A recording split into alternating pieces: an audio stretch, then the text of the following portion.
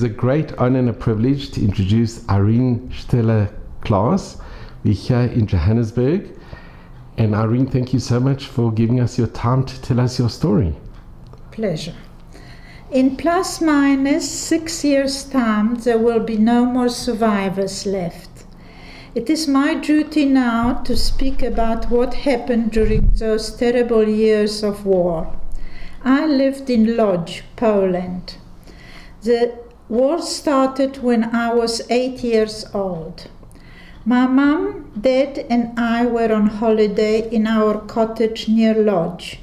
To a child of 8 those days, war was a foreign word, but from my parents' reaction, I realized that this was very traumatic.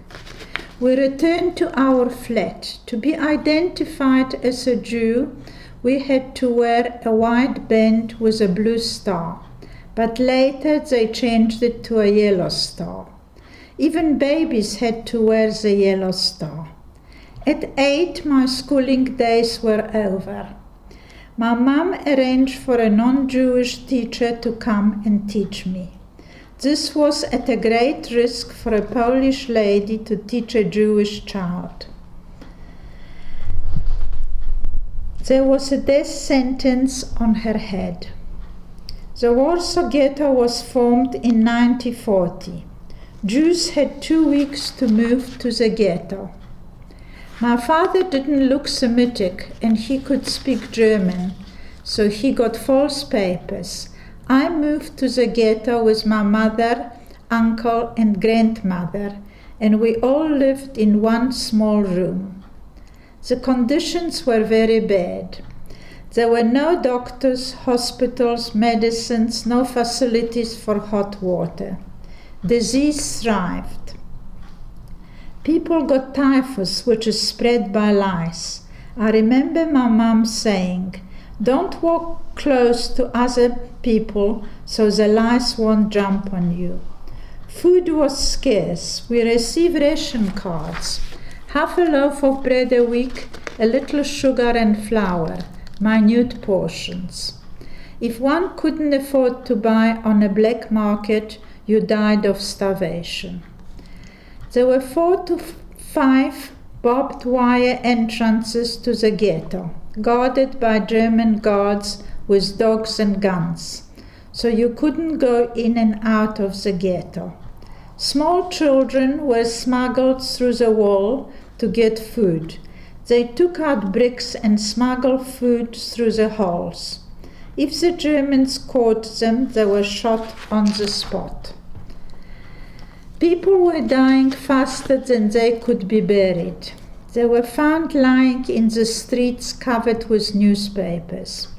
We had no electricity in the ghetto. At night we would sit in a dark room. My mum and uncle sang songs to entertain us. My mum arranged with a teacher to give lessons to few children. If we heard footsteps or knocking, we would hide our books under the bed and pretend to be playing, because it was forbidden for Jewish children to learn. The Germans decided to evacuate the ghetto. Street by street, cars arrived with soldiers and dogs. They called over the loudspeakers to leave our flats and congregate downstairs. Some people were bedridden and had to be carried down. My mum told me to put on my warmest clothes. We knew already about the extermination camps. I told my mum, "Where we are going, we won't need any clothes." When some people escaped from the camps and told of the ovens and burning people, we started believing the truth. Umschlagplatz was a railway station in Warsaw where trains traveled to the concentration camps. My uncle joined the Jewish police in the ghetto. He was very brave and spoke German. He went to a guard and said, "Can my sister and niece go to the back of the convoy and escape?" He could have shot my uncle on the spot for making that request, but he was a human being and allowed us to escape. That was the first miracle that saved my life. We went back to our flat and contacted my dad, who was living outside the ghetto. We asked him to get us out of the ghetto, but it was very difficult. My mom and I worked in factories sewing buttons on Nazi uniforms. When they didn't need us anymore, we were sent to Umschlagplatz. From Umschlagplatz, they were taking in small quantity of people to work. My uncle asked if his niece and sister could work. A God help, and the second miracle occurred. We managed to get out. We got in touch with my father again and asked him to help us. In 1943, there was an uprising in the Warsaw Ghetto. The Germans said that they would not leave one building untouched. The ghetto was bombed from above, and there were tanks on the ground. It took 2 weeks to conquer Poland, but 6 weeks to conquer the uprising in the Warsaw Ghetto. The resistance had little ammunition. Bombs were made out of petrol, which was thrown onto the German tanks. My father managed to get papers for me, but not my mom. I will never forget standing on the staircase of the burning ghetto at 10 years old, saying goodbye to my mother, not knowing if I would ever see her again. In the ghetto, there was a building with an entrance on both sides. My father was waiting for me on the other side. He bribed the guard who agreed to let me come to him. I hadn't seen my father in 2 years. I wanted to hug and kiss him, but was warned not to because of security. My father took me to a hiding place and gave me false papers. It was safer to be living separately. He found a French lady by the name of Mrs. Suliga. She didn't know I was Jewish, or she wouldn't have kept me.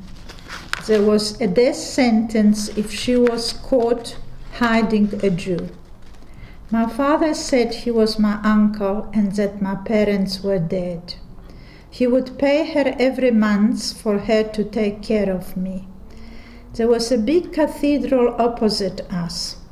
She would go to church and she took me with. I didn't know what to do in church, but when your life depends on it, you learn quickly. My father visited me every 2 or 3 weeks. I couldn't call him Daddy. Then he stopped coming, and I didn't know what happened. I had to start earning money or the lady wouldn't keep me. I bought a little case and would stand on the streets of Warsaw selling soap and combs. I still don't know until this day what happened to my father. He was one of the 6 million who was killed during the Holocaust. A year after the uprising in the Warsaw Ghetto, there was an uprising by the Polish people in Warsaw against the Nazi occupation. There were guards with dogs and soldiers with guns who marched us onto a big square outside the flat. With guns at our backs, we knew we were going to be shot. I said to Mrs. Suliga, I'm still so young, why do I have to die? Then another miracle happened. The German soldiers changed their minds. We were marched to a transit camp and shoved into trains, cattle trucks. My father got my mother out of the ghetto. My mother managed to escape through a sewer, walking in sewage up to her neck. This was a risk, as the Germans knew about people trying to escape through sewers, and they were often waiting at the openings and shooting them on the spot. My father arranged a hiding place for her. She lived in an attic like Anne Frank. She looked Semitic, so she couldn't go out on the streets during the day. She moved about on her hands and knees so nobody would see her, and she could only go to the toilet when it was dark. It was very difficult for her. I went with Mrs. Suliga to the transit camp. We were separated there. There was a selection process. Young people were sent to camps. Experiments were done on young girls, which was worse than death. No anesthetics were given. My aunt, who lived outside the ghetto, using false papers, heard that our building was being evacuated, and she came to the camp disguised as a nurse. When I saw her, I was surprised because she was never a nurse. But she got dressed as a nurse because she came to save me. She told the German guards that she wanted to take the people with typhus out of the camp, so they let her through. She put flour on my face to make me look pale. As we went through the gate, I was pretending to be fainting, and they let us through. My mother was living outside Warsaw. She was a domestic on a farm. They never knew she was Jewish. My aunt took me there. One evening we heard that the Germans were coming and went into hiding in the bushes. We found a hole, and 2 Jewish men were living in there. They survived by picking berries and potatoes. In a week the hole was empty, and we didn't know what happened to the men. The end of the war was coming. There was a secret transmission station which was illegal.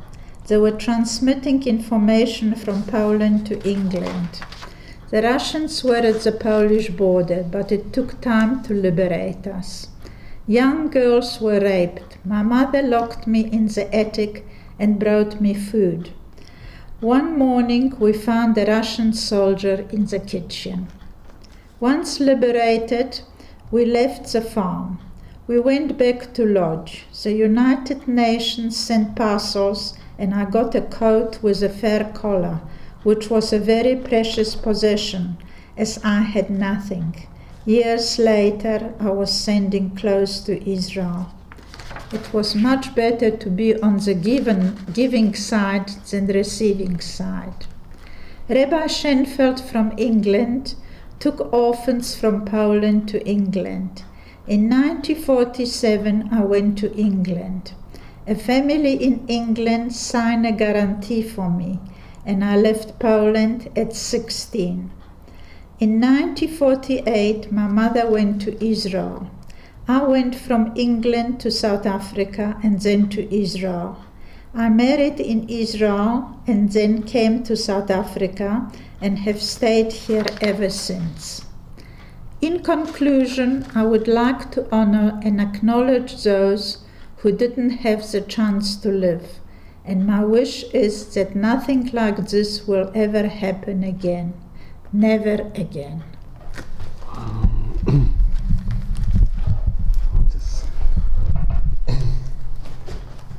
Wow, Irene, I just want to thank you. So, Irene, really, I want to thank you so much.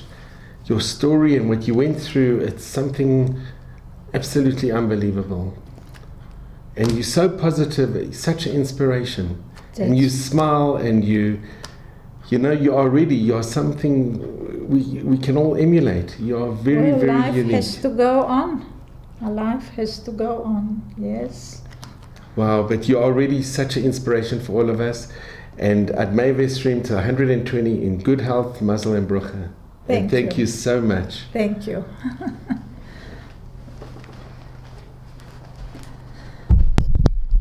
Wow. Irene, as a Holocaust survivor, when did you start speaking about your experiences, and did you relate this to your children? Yes, I told my children when they were about 13, 14 what happened to me. But to my children, I was their mother. I wasn't a Holocaust survivor. And How did they react when you told your children? to tell you the truth, it was so long ago, I can't remember even. I can't even remember. But as far as they were concerned, I was their mother, not a Holocaust survivor. Yes. And my one daughter now, who lives in Boston, is very interested, and she sends my stories to different organizations and so on. Yeah. And your husband, he knew from the beginning that you were a Holocaust survivor? Yes, oh yes, I didn't keep it a secret. Yeah, he knew. And when you came to South Africa, did you associate with other Holocaust survivors, or did you just mix with the general? Not at the beginning, no. I only started associating with Holocaust survivors when I joined the Holocaust Survivors Organization, which was over 30 years ago. Yeah. And what made you decide to tell your story publicly? I felt it was my duty to talk about it because, another few years there'll be no more survivors left. Yeah. And then people will forget, or they won't believe. Yeah, they will forget. But Talinators, you do, yeah. Well, Tali will carry on with a Holocaust Center for many more years, I'm sure. They're doing amazing work, amazing. Yeah. And it's so incredible that you are associated with the Holocaust and Genocide Center and you volunteer. Yeah. And it's incredible. And thank you so, so much. And you must just have good health and mazel and bracha. And really thank you very much for this very special evening. Okay.